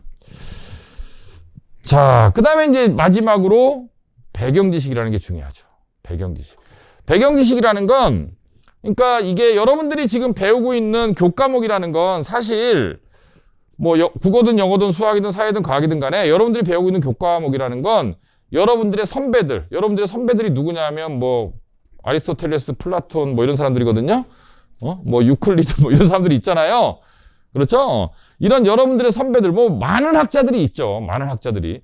여러분들보다 먼저 살았던 그 수많은 여러분들의 선배 학자들이 인류의 역사 속에서 만들어 놓은 지식 체계를 고등학교 교육과정에 맞게 중학교 교육과정에 맞게 잘라서 가르치는 거예요. 맞죠? 이제 그런 것들을 이게 지식이라는 건 다 통하는 거야. 그러니까 선생님 수업 듣는 학생들 알게 선생님 막 영어 수업하다가 막 딴 얘기도 많이 해요. 경제학 얘기도 하다 정치 얘기도 막 이게 나중에 가면 다 이렇게 섞이거든요. 그래서 기본적으로 배경 지식이 많은 학생들은 공부할 때 굉장히 유리해요. 근데 교과서의 어떤 이런 그 서술 체계는 하나의 개념을 딱딱딱딱 떨어지게 이렇게 설명할 수밖에 없는 쪼개놨잖아 다. 그래서 배경 지식을 쌓기에는 사실 적당하지 않아. 배경 지식은 책으로 쌓는 게 제일 좋아요. 책으로. 책은 형식의 구애를 안 받잖아. 어떤 특정 영역에 국한되는 그런 서술을 꼭 해야 될 이유가 없잖아. 책은. 왔다 갔다 할 수 있거든. 그다음에 여러분들은 또 굉장히 하이퍼한 세대잖아요. 글을 읽다가 모르면 바로 클릭하면 넘어가죠. 무슨 말인지 아시겠죠? 하이퍼하다라는 말이. 뭐 글을 읽다가 어떤 단어가 나왔어? 모르겠어. 그러면 그거 갖다 검색하잖아. 검색하다 보면 또 모르겠어. 또 넘어가잖아. 이런 걸 하이퍼하다 그러거든. 왔다 갔다 하는 거를.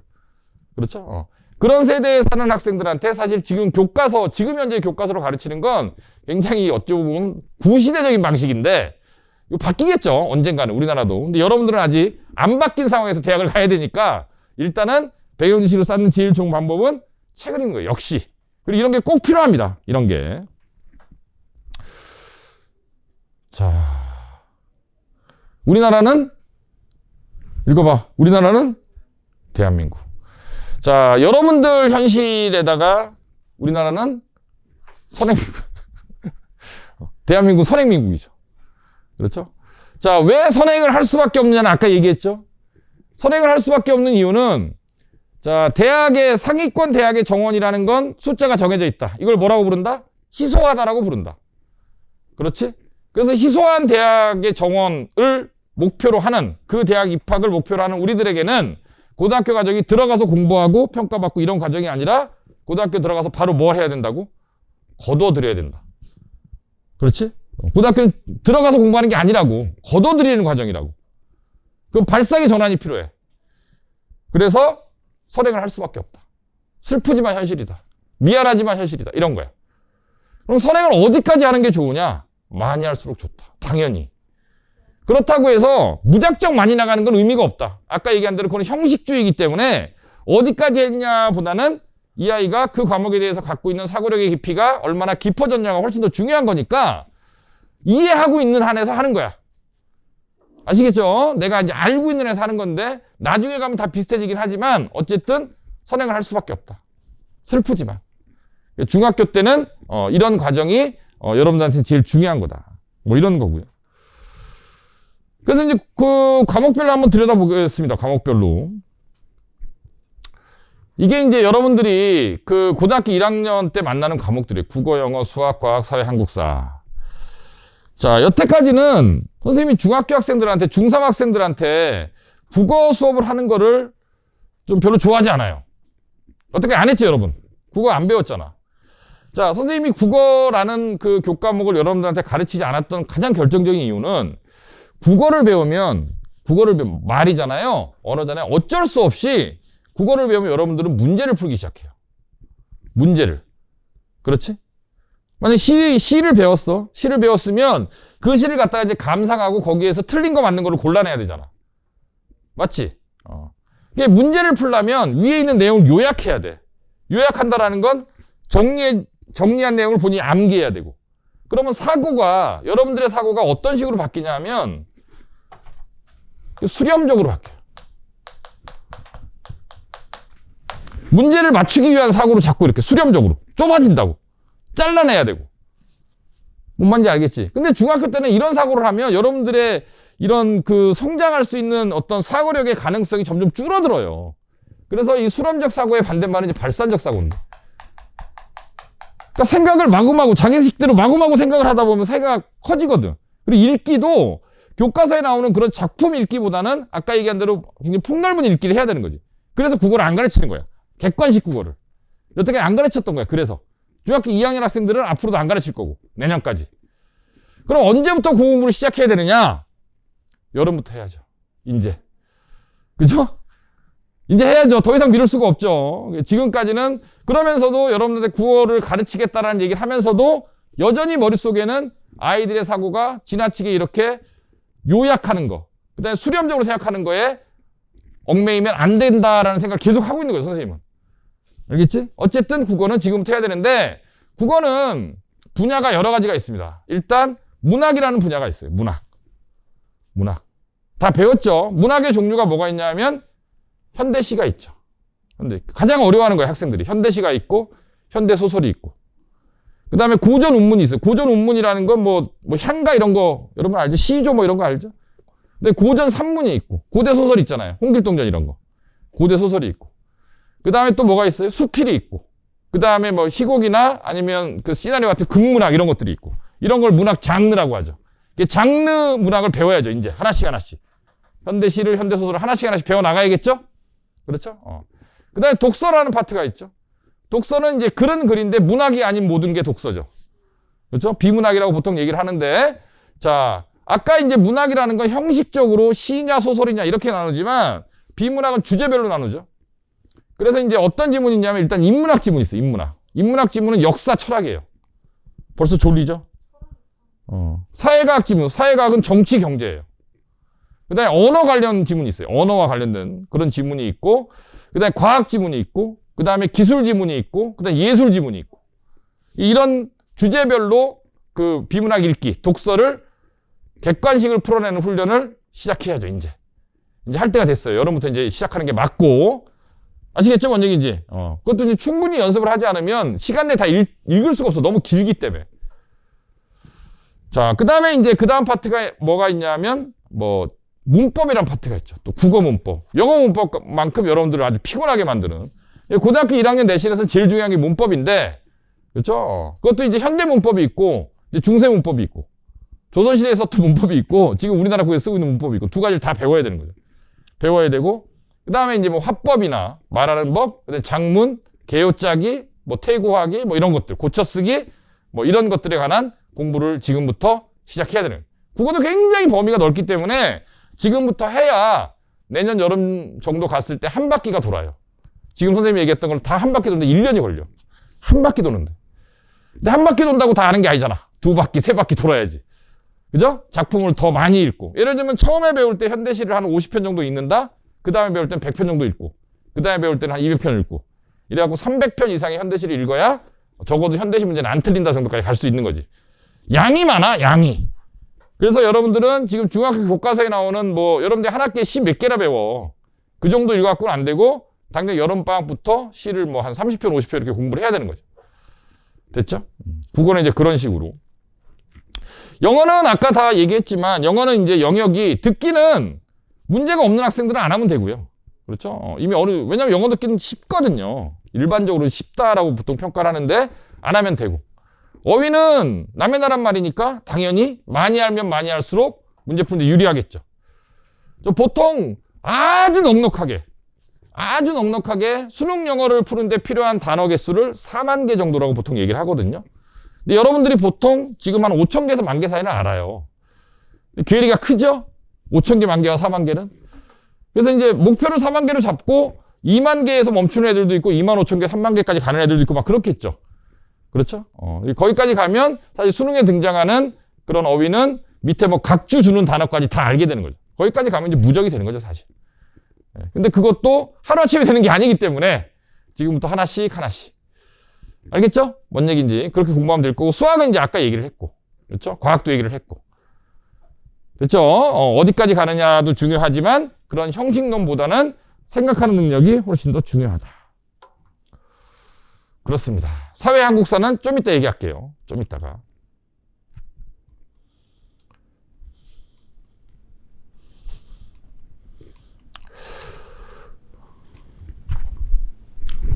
여름방학이 언제부터예요? 여름방학이라는 단어가 주는 키워드는 뭐죠? 여러분들 머릿속에 여름방학. 제주도? 부산? 경포대? 여름방학이 여러분들한테 주는 키워드는 학교를 안 가고 하루 종일 여러분들이 원하는 공부를 할 수 있다는 거죠. 그죠? 학교를 안 가고 되고 아침부터 밤까지 여러분들이 원하는 공부를 할 수 있다는 거예요. 너무 신나잖아. 그죠? 여러분들이 학교 다닐 때는 아침에 학교 가고, 그죠? 학교 갔다 오면 서둘러서 또 뭐 옷 갈아입고 학원 와야 되고, 밥 먹고, 끝나고, 뭐 이런 숙제, 뭐 이런 것도 스트레스 받는데 여름방학 때는 그런 게 없잖아요. 그냥 시원할 때 와서 시원할 때 가면 돼. 맞지? 더울 때는 이 안에 있다가.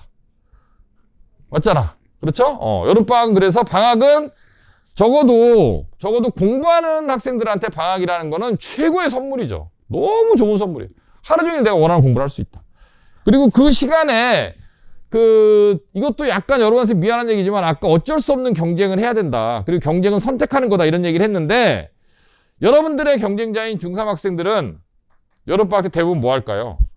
아침에 늦지막히 일어나서 아침인지 점심인지 모를 밥을 먹고, 그렇죠? 좀 뒹굴뒹굴 대다가, 그렇죠? 세상에 무슨 일이 벌어지는지 네이버 같은 걸 좀 보면서, 그렇죠? 누가 어떤 음반을 냈구나, 공연을 누가 하는 거나 이거 확인하고, 남학생들은 어저께 이제 EPL 누가 이겼나, 프로야구 몇 등이나 하고 있나 이런 걸 확인하고, 그렇죠? 그 다음에 음악을 좀 들으면서 슬슬 애들이랑 카톡도 좀 하다가 2시나 3시가 되면 슬슬 학원 갈 준비를 하고, 이게 이제 일반적인 중학생들의 여름방학을 보내는 방식이죠. 그렇죠? 우리는 이제 어떻게 할 거냐? 최소 10시입니다, 최소. 그러니까 고등학생들은 8시 50분까지 오거든요. 근데 중학생들은 너무 힘드니까 10시라고 해놨는데 10시 이전에 오는 거예요. 10시부터 뭐가 바로 시작되니까. 10시 이전에 오는 겁니다. 9시 40분에 와도 좋고 9시 30분에 와도 좋고. 아시겠죠? 여러분한테 문자는 이제 9시 50분 전까지 등원해라 이렇게 갈 거고. 자, 그래서 10시부터 10시까지 소위 텐텐이라고 하죠. 보통. 여러분들한테 마지막 텐텐입니다. 마지막. 다음부터는 이렇게 10시도 늦춰지는 건 없어요. 다 땡기지 위로. 마지막 텐텐이라 그러니까 이것만 하면 안 해도 되는 게 아니라 더 땡겨진다는 얘기야. 위로. 여름방학 때는 그래도 너무 힘드니까 그리고 짧고 그래서 그 아침에 10시부터 프로그램을 시작하는 걸로 지금은 생각하고 있습니다. 자, 제일 중요한 건데 이 클래스를 하면서 조금 널널하게 책을 읽었는데 여름방학 한 달만큼은 조금 빡세게 책을 한번 읽으려고 합니다. 빡세게. 아주 빡세게. 그 어떤 책을 읽을 거냐 하면 지금까지 읽었던 책하고는 약간 테마를 바꿀 건데 고등학교 아까 그 공부 얘기하면서 선생님이 국어 얘기, 영어 얘기, 수학 얘기, 과학 얘기 했잖아요. 그렇죠? 자, 사회하고 한국사는 지금부터 고등학교 때 배우는 사회 교과서를 보거나 고등학교 때 배울 국사를 지금부터 암기하면 조금 빠르죠. 그리고 많이 까먹을 거고. 그러나 사회나 한국사가 생각보다 어려워요. 고등학교 사회나 고등학교 한국사가 생각보다 어렵고 영어 수학 등급은 잘 나오는데 사회 한국사 등급이 안 나와서 대학을 못 간다면 너무 슬프잖아요. 그렇죠? 그 어려운 걸 다 해냈는데 사회 한국사 국어 영어 수학을 다 1등급을 맞았는데 사회 한국사 4등급이 나와서 평균 등급이 2점 몇이 된다면 3점 몇이 된다면 너무 슬프지. 그렇지? 그래서 이제 고등학교 때 공부하게 될 사회 한국사와 관련된 책을 교과서로 배우는 게 아니라 그거와 관련된 배경 지식에 해당하는 책을 여름방학 때 한번 빡시게 읽어보려고 합니다. 책을 정했는데 일단 법에 관한 책이에요. 사회에서 왜? 스트레스 받아? 법 나오자마자. 근데 이거를 여러분들한테 그냥 읽어라라고 하지 않을 거고요. 당연히 해설을 해줄 거고요. 그리고 이제 책이 이제 다음 주 이 책이 학원에 도착하거든요. 그럼 선생님이 이제 읽으면서 문제를 다 만들어 줄 거예요.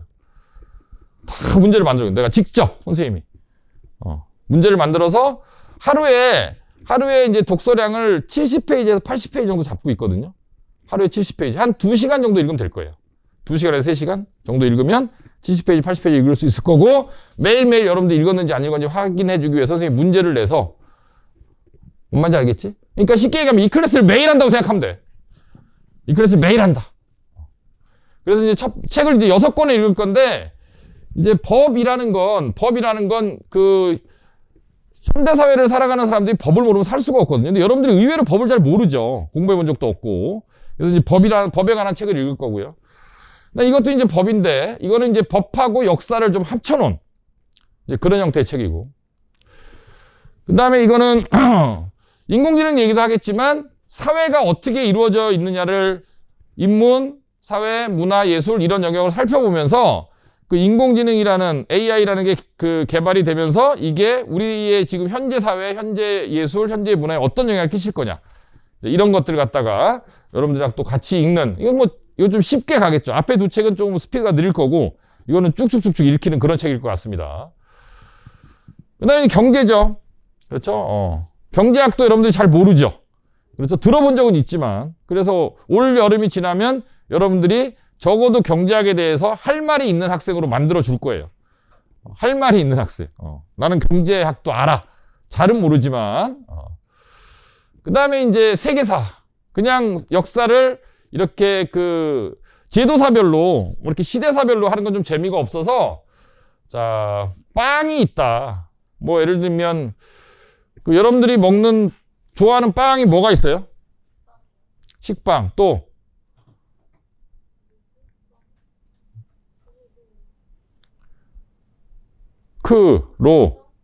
상. 이런 빵은 왜 만들어졌을까? 근데 이런 거를 공부를 하다 보면 저절로 이제 그 중세에서 근대로 넘어가는 유럽 역사를 공부하게 되거든요. 예, 그래서 빵 같은 거를 갖고 읽는 세계사. 그 다음에 이제 한국사. 근데 이것도 그냥 제도사나 정치사 같은 건 좀 재미가 없으니까 예술과 결부시켜서 그런 예술품이 왜 이 시대에 나올 수밖에 없었나. 이런 식으로 6권의 책입니다. 재밌겠죠? 표정이 안 좋아. 다 합쳐보니까 한 1800페이지 정도 되더라고.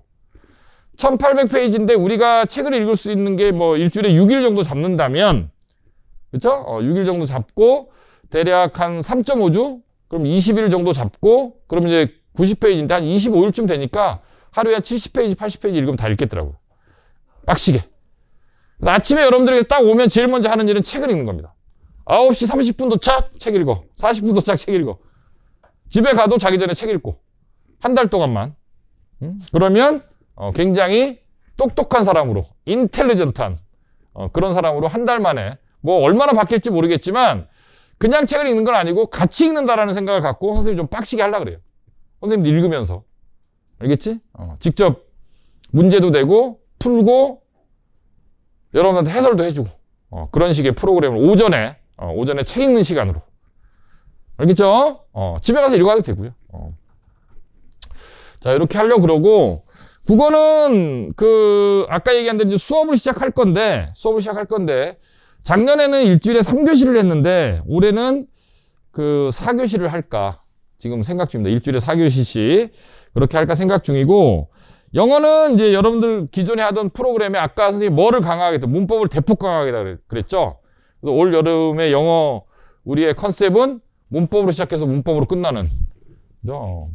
문법 문제를 틀린 거 고르기, 맞는 거 고르기, 틀린 거 고르기, 맞는 거 고르기 매일매일 공부하면서 적어도 내신 영어에서 필요한 문법은 어느 정도는 우리가 하고 가자, 이런 생각인 거고요. 자, 영어는 얘기했고, 그다음에 수학은 여러분들 반이 워낙 많기 때문에 다양한 진도를 하겠지만 어쨌든 수학은 아까 발상 능력, 연산 능력을 기르는 게 중요하다. 어떻게 하면 발상 능력, 연산 능력이 생긴다 그랬지? 많이 풀면 생기는 거니까 풀고 질문하고, 풀고 질문하고. 우리 뒤에 있는 저 잘생긴 우리 조교 선생님이 많이 도와주실 거예요. 선생님의 애제자이자 도리도리 아직 애기 같은 많이 도와주실 거고, 수학 문제는 풀면서 질문하고, 풀면서 질문하고. 질문을 많이 하는 사람이 수학을 잘하는 사람이에요, 나중에는. 알겠죠? 질문을 많이 하는, 6층에서 시원하게 수학 질문하면서. 네, 과학은 지금 프리우스를 듣는 학생들은 11월까지는 프리우스를 들을 거예요. 프리우스를 안 듣는 학생들은 새로운 과학반을 하나 시작할 겁니다. 좀 쉬운 반으로. 브릿지 사이언스라 그래서 중학교 과학에서 고등학교 과학으로 넘어가는 그 단계에 아예 그냥 바로 11월 달부터 여러분들이 통합과학을 배우기 시작할 거거든요. 11월 달부터 통합과학을 배우는데 그때 통합과학을 바로 들어가면 너무 어렵기 때문에 그 전 단계에 좀 쉽게 공부할 수 있는 과학 프로그램을 만들어서 약 4개월 동안 4개월, 한 3.3개월, 3.5개월 정도 되겠네요. 3.5개월 동안은 이제 그 분야별로 나눠서 브릿지 사이언스, BS라 그래요, BS. 우리 학원에 이제 우리 학원에는 선생님이 만든 강좌가 굉장히 많은데 프리우스 같은 것도 선생님이 만든 거고 브릿지 사이언스 선생님이 만든 건데 이 클래스도 선생님이 만든 거고 강좌를 만들어내잖아요, 우리는. 그냥 국영수 이렇게 가르치는 게 아니라. 그래서 이제 그런 그 강좌들을 여러분들 현재의 스테이터스에 맞게, 여러분들이 지금 어떤 위치에 있나에 맞게 학생별로 이렇게 배정을 해주는 그런 구조잖아요. 예, 그 프로그램으로 따라가고 문제가 생기면 또 고치고 하면서 여러분들이 적어도 남부럽지 않게 대학 갈 때 선택할 수 있는, 다시 처음으로 들어가서. 그지? 대학은 꼭 가야 되는 건 아니다. 좋은 대학 간다고 행복하고 좋은 대학 간다고 성공한 것도 아니다. 그러나 본인의 인생을 선택하면서 살 수 있다는 거는 굉장히 큰 여러분들의 그 행복의 조건이에요. 맞죠? 아까 예를 들었잖아. 내가 선택할 수 없다면 너무 힘들잖아, 그거는. 떠밀려 사는 건 너무 힘들잖아. 그치? 그러기 위해서 지금 고생을 하고 있는 거잖아요. 그렇죠? 기왕 고생하는 거 효율적인 고생을 하고 즐거운 고생을 하고 능동적인 고생을 하고 자기주도적인 고생을 해야 덜 힘든 거예요. 질질 끌려다니고 이리 와 끌려다니면 피곤하니까. 아시겠죠? 뭔 얘기인지. 자, 그래서 여름방학을 위한, 그 다음에 그 대입을 준비하는 중학생들의 어떤 기초를 위한 그런 이제 입시 이야기, 공부 이야기, 방학 프로그램 이야기를 했습니다. 잘 이해하셨죠? 그렇죠? 내려가서 이제 식사들 하시고, 즐거운 오후 또 준비하시고, 다음에 그 여름방학 시작하기 전에 한 번 더 이제 오리엔테이션 하면서 다시 만나도록 할게요. 다 같이 이제 열심히 하자는 의미에서 박수 한번 치고 끝내도록 하겠습니다. 고생들 하셨습니다. 내려가세요.